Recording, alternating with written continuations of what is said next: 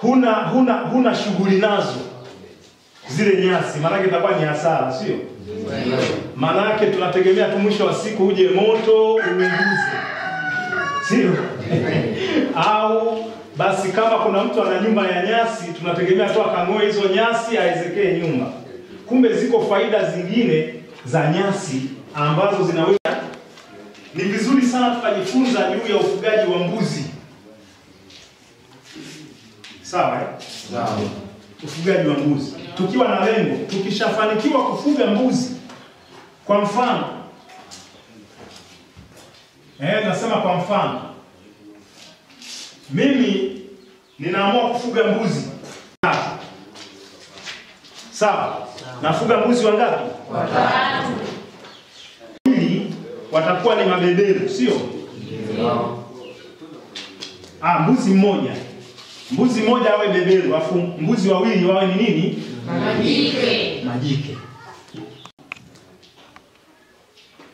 Halafu nikabahatika hawa mbuzi wote Kiswahili tunasema wanafunga wakifanya nini?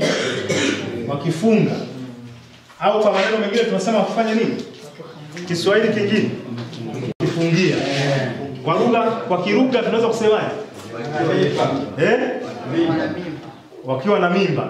Aha, sawa. Sasa ya mwezi wa 7 mwaka 2020. Sawa utakuwa ni mwaka mwingine. Tayari utakuwa umepita mwaka mmoja. Sasa kawaida ya mbuzi kwa mwaka anazaa mara ngapi? Sasa tuna majike wawili. Sawa? Na majike wangapi? Wawili. Tumejifunza hesabu za kuzidisha, si ndio? Tuzidishe mara ngapi tena? Mara 2, si ndio? Tunapozidisha mara 2 tunasema kumbe kuzidisha ni kujumlisha kwa kurudia rudia Kwa hiyo 2 mara 2, si ndio? Ni sawa sawa na kusema hii 2 ijirudie mara ngapi? Tutakuwa na 2 ya kwanza, tutakuwa na 2 ya pili, tutapata jumla yake ni ngapi? 4. Kumbe kuna uwezekano mkubwa tarehe 16 ya mwezi wa 7 mwaka 2020 tukawa na mbuzi wangapi?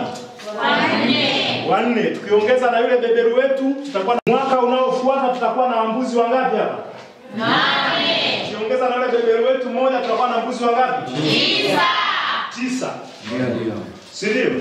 Sasa tujifanye hawa mbuzi 9, mimi nina mtoto anasoma. Au wewe una mtoto anafanya nini? Anasoma.